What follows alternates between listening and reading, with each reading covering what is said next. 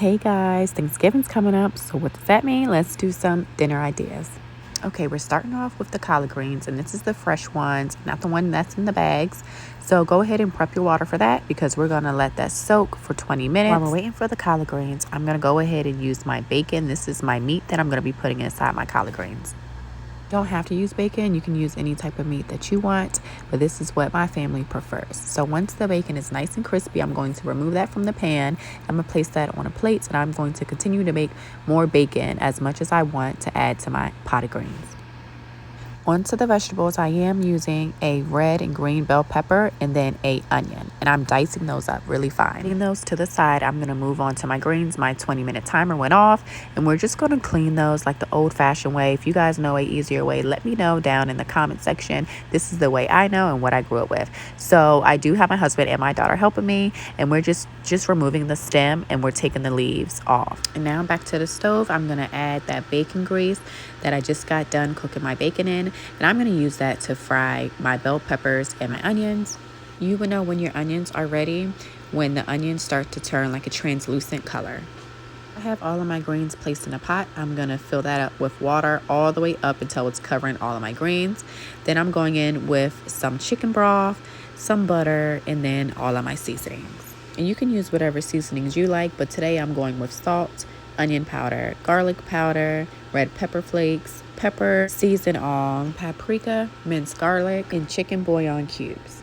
And of course, you can't forget your apple cider vinegar and a little bit of sugar. The sugar actually balances out the taste of the apple cider vinegar. Once that is done, add your meat, and my meat today is going to be the bacon strips. Okay, give it a nice stir, add some more water on top because it did cook down.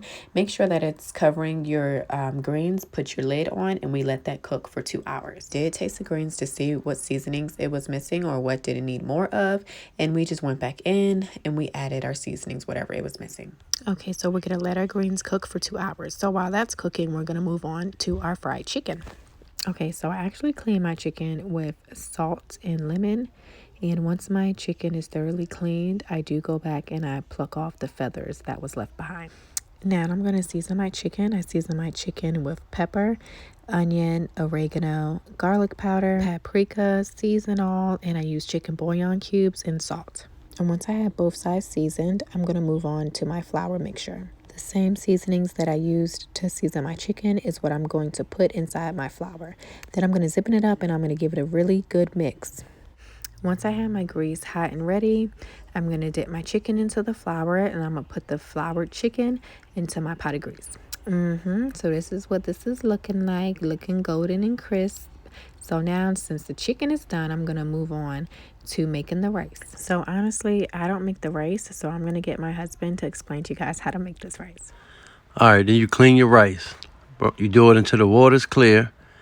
Make sure it's no clouds in there. Nobody wants no dirty rice.